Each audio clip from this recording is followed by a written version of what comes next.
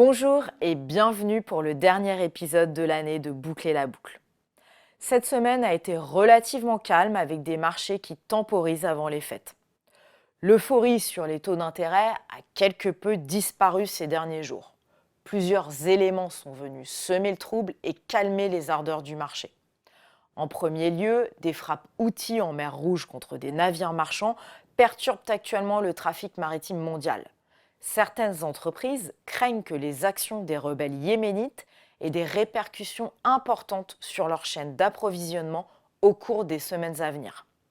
Le nombre de bateaux dans la zone a en effet fortement chuté suite à ces événements.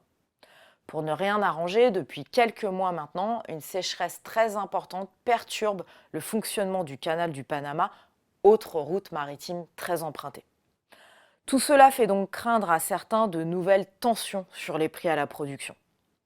En parallèle, et suite au rallye obligataire important amorcé fin octobre et à son accélération récente, certains banquiers centraux américains ont indiqué qu'ils trouvaient les marchés trop optimistes quant au chemin attendu de baisse des taux directeurs. Les interventions de leurs homologues européens cette semaine sont allées exactement dans le même sens. Ces réactions s'inscrivent dans un contexte de publication économique plutôt rassurante sur la santé de l'économie outre-Atlantique.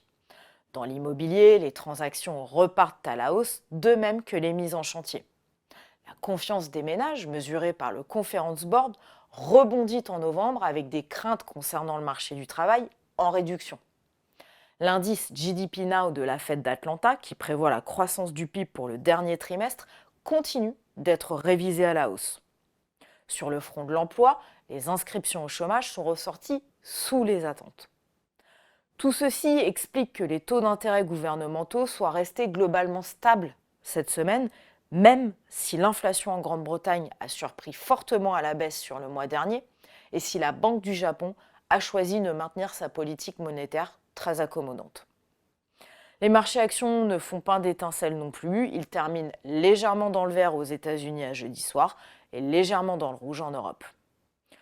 En attendant l'année prochaine et le retour de notre rendez-vous hebdomadaire, je vous souhaite à tous de très belles fêtes entre amis et en famille.